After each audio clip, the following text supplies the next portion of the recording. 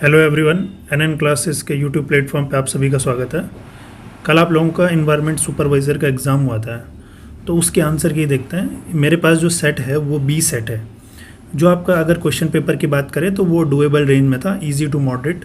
ज़्यादातर क्वेश्चन या तो रिपीटेड थे जो प्रीवियस ईयर क्वेश्चन से, या फिर जो आपके पास लिमिटेड नॉलेज है उसकी मदद से आप इसको सॉल्व कर सकते थे।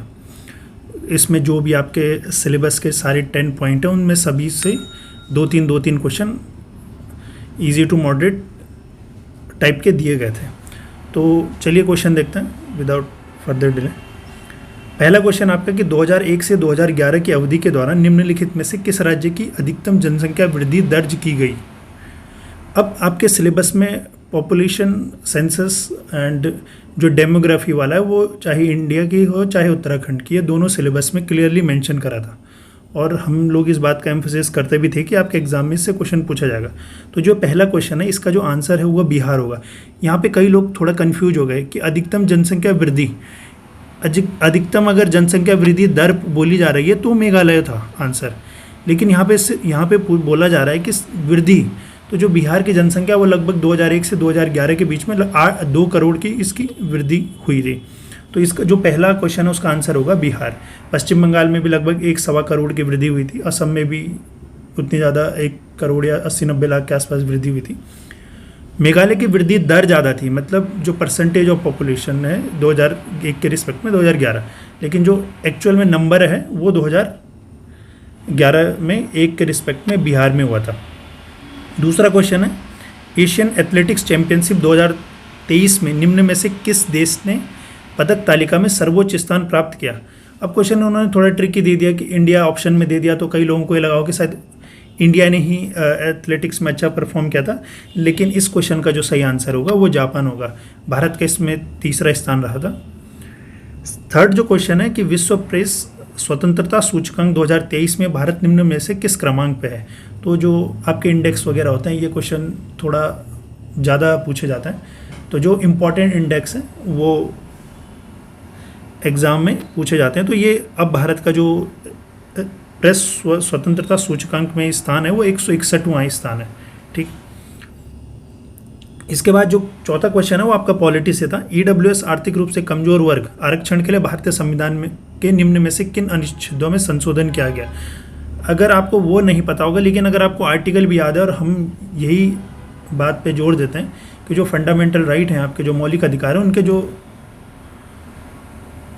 आर्टिकल है, अनुच्छेद है, वो आपको पता होने चाहिए। तो जो 15 और 16 है वो शैक्षणिक संस्थाओं में जो आरक्षण है और जो सरकारी सेवाओं में आरक्षण है उससे संबंधित है। तो अगर हम किसी वर्ग को आरक्षण दे रहे हैं तो उसका जो प्रावधान होगा वो 15 और 16 में होगा। तो इस क्वेश्चन का सही आंसर हो गया बी ऑप्शन।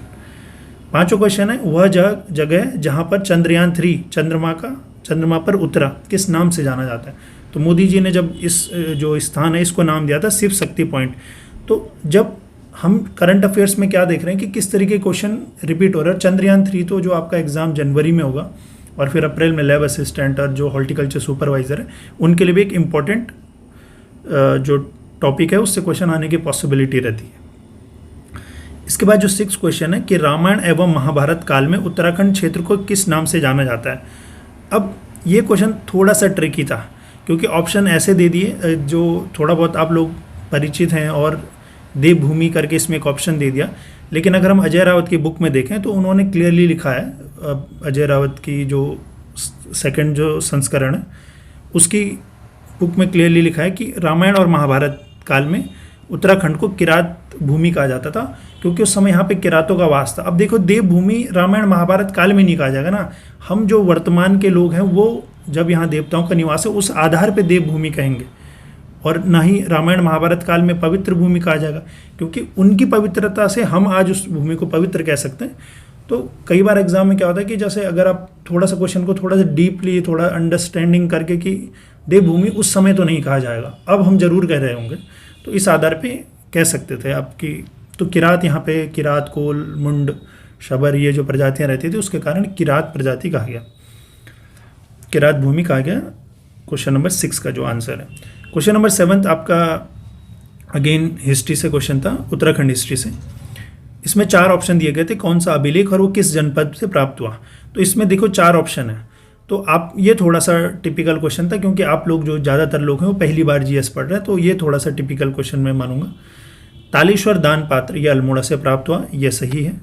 उसके अलावा पांडुकेश्वर दान पात्र चमोली, और जब आप बद्रीनाथ जाते हैं तो पांडुकेश्वर उधर पड़ता है।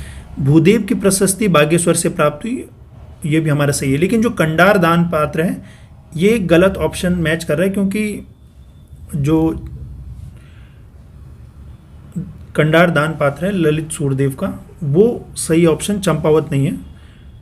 तो ये जो इसमें सुमेलित नहीं पूछा गया, तो जो कंडार पात्र वाला बी ऑप्शन है ये गलत है। इसके बाद जो आपका नेक्स्ट क्वेश्चन है कि जागड़ा पर्व किस जनजाति से संबंध है।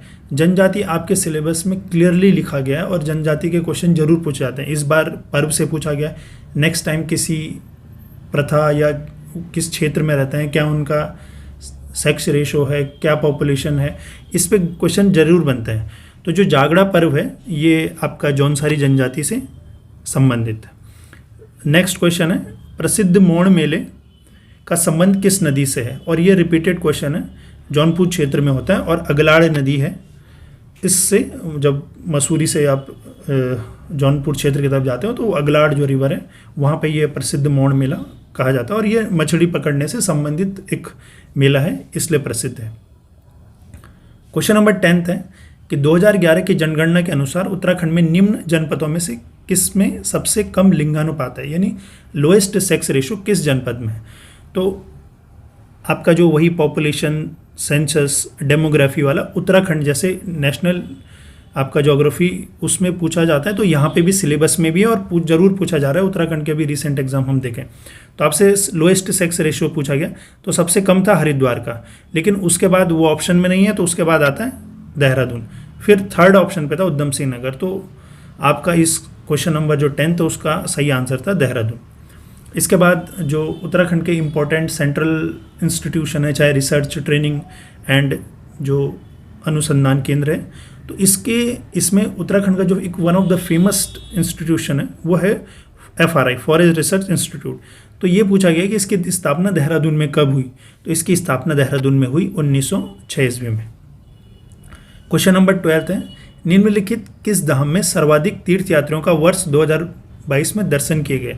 किस धाम में सबसे ज़्यादा लोगों द्वारा दर्शन किया गया, क्योंकि उत्तराखंड के जो चारों धाम हैं वहाँ पे प्रतिवर्ष लाखों की संख्या में श्रद्धालु आते हैं। तो इस बार पूछा गया है कि 2022, एक्चुअल में यहाँ पे 2022 क्लियरली पूछा गया है, तो 2022 में जो सबसे ज़्यादा आए थे वो आए थे बद्रीनाथ, क्योंकि इस बार क्या हो गया है कि 2023 में सबसे ज़्यादा जो तीर्थ यात्री हैं वो आए हैं केदारनाथ, परंतु 2022 या उससे पहले से ज़्यादातर जो तीर्थ यात्री है वो यातायात की सुगमता के कारण बद्रीनाथ में ज़्यादा आते थे, इस बार केदारनाथ में है।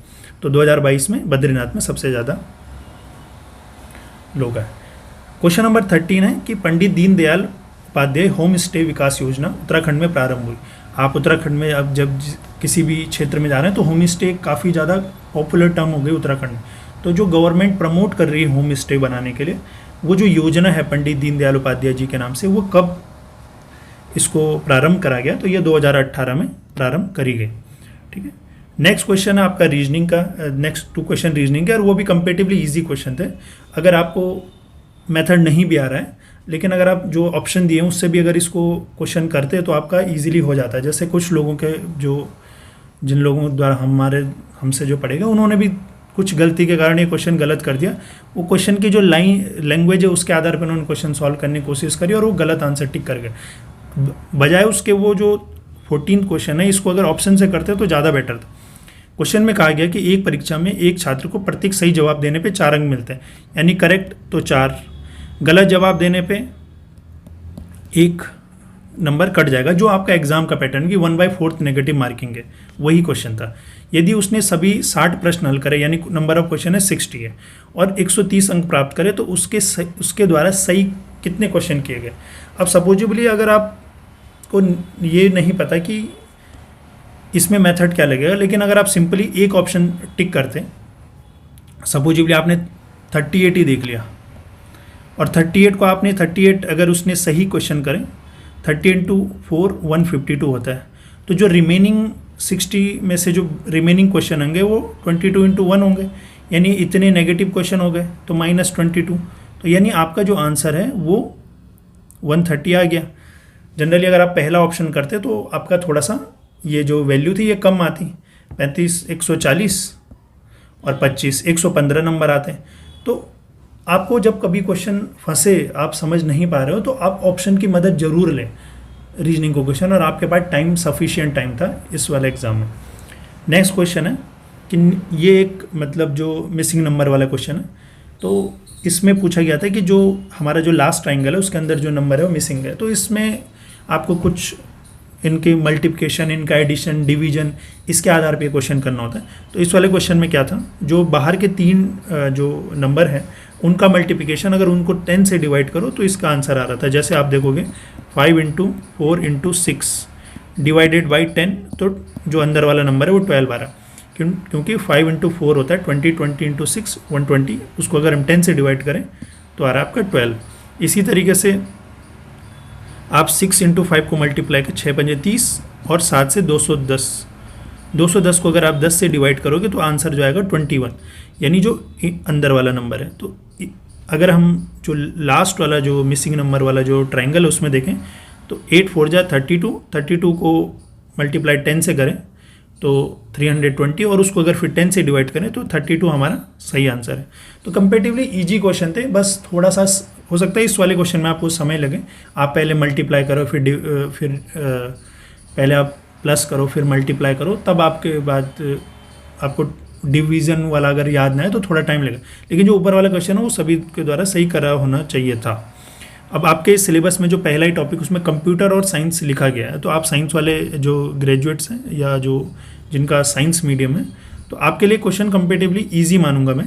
क्योंकि एक तो जैसे आपसे 16 क्वेश्चन पूछा गया है, इस स्फिग्नोमैनोमीटर यंत्र का उपयोग निम्न में से किसको मापने में किया जाता है। अब अगर आपने कभी भी बीपी मेजरमेंट देखा होगा, अगर आपके अंदर ये क्यूरियोसिटी आई होगी कि इससे क्या मेजर करते हैं, तो जो ह्यूमन बीपी है, ब्लड प्रेशर है, वो मेजर करते हैं, तो इसका सही आंसर है। परंतु अगर आपके थ्रू आउट आपने कभी हमेशा यही सुना होगा बीपी मशीन, तो फिर आपके लिए ये क्वेश्चन नया हो जाएगा। अदरवाइज अगर आप और ऑप्शन भी देखो तो भूकंप की तीव्रता, रिक्टर स्केल, वायु प्रदूषण, अगर आप जो कई सारी हमारी जो डिवाइस है चाहे उसको मेज़र करने का स्फिग्नोमैनोमीटर नहीं है। अति उच्च तापमान चाहे पायरोमीटर है या आरटीडी, इन सभी ये मेजर नहीं होता।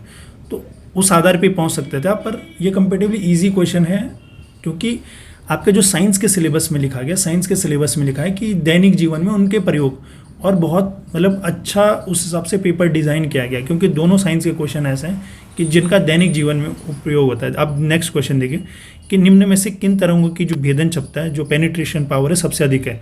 तो हम पढ़ते हैं अल्फा बीटा गामा, गामा की जो रेज की जो पेनिट्रेशन पावर वो हाईएस्ट है। ठीक है, कंप्यूटर का इससे ईजी क्वेश्चन नहीं आ सकता था, मतलब one of the easiest question है कि कंप्यूटर कोड प्रणाली में निम्न में सही है। निबल आपसे पूछा गया है, तो 1 निबल 4 बिट।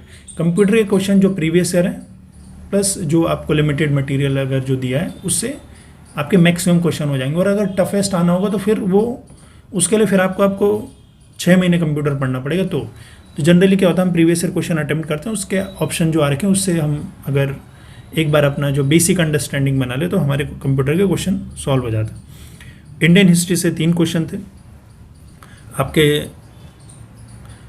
2 मॉडर्न हिस्ट्री थे, एंशिएंट से कोई क्वेश्चन नहीं आता। तो दांडी मार्च जो सबसे फेमस है, अब तो जो दांडी मार्च है वो 12 मार्च 1930 को शुरू किया था गांधी जी द्वारा और उनके 78 सहयोगियों द्वारा।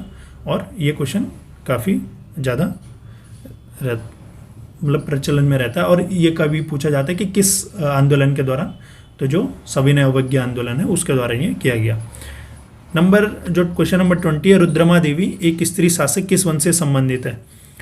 तो ये तो एक प्रीवियस ईयर क्वेश्चन है, 100% प्रीवियस ईयर क्वेश्चन यूकेपीएससी ने ही पूछा है। और ऑप्शन है वारंगल के काकतीय। इवन साउथ की एक मूवी थी जिसमें शायद अनुष्का जो शेट्टी हैं वो रुद्रमा देवी बनी थी। और ये मूवी अगर आपने वो भी देखी होती तो भी ये क्वेश्चन आपका ईजिली हो जाता है। देखो, जो ऑब्जेक्टिव एग्ज़ाम्स होते हैं वहाँ पे बहुत ज़रूरी नहीं होता कि आपने वो बुक में पढ़ाई है, आपकी जो अंडरस्टैंडिंग है, आपकी जो ऑब्जर्वेशन है, आपका जो लाइफ एक्सपीरियंस है, उससे भी आपके कई क्वेश्चन सॉल्व करेंगे। अब सपोजिबली किसी को बीपी वाला जैसे क्वेश्चन था कि आपको उसको नहीं पता लेकिन उसका इंटरेक्शन है या उसने कभी बीपी मेजरमेंट होते देखा हुआ, और तो वो फिर क्वेश्चन कर लेगा। क्वेश्चन नंबर 21 है, बहुत रिपीटेड क्वेश्चन है। मंगल पांडे जो 1857 की क्रांति के मतलब एक टाइप से जिन्होंने उसको स्टार्ट करने में महत्वपूर्ण भूमिका निभाई, तो उनके जो किस रेजिमेंट के सिपाही थे, तो वह 30वीं बंगाल नेटिव इन्फेंट्री। ठीक है। नेक्स्ट जो आपका 22nd क्वेश्चन है, वो योजना आयोग को नीति आयोग द्वारा निम्न में से किस वर्ष प्रतिस्थापित किया गया था? तो ये 2015, 1 जनवरी 2015 से जो पहले प्लानिंग कमीशन था उसको रिप्लेस करके अब नीति आयोग बना दिया, जो एक एज अ थिंक टैंक काम करता है और गवर्नमेंट को जो पॉलिसी मैटर है उन पर हेल्प करता है। क्वेश्चन नंबर 23 है, स्थानीय स्वशासन की संस्थाओं को निम्न में से किस वर्ष में संवैधानिक दर्जा प्रदान किया गया?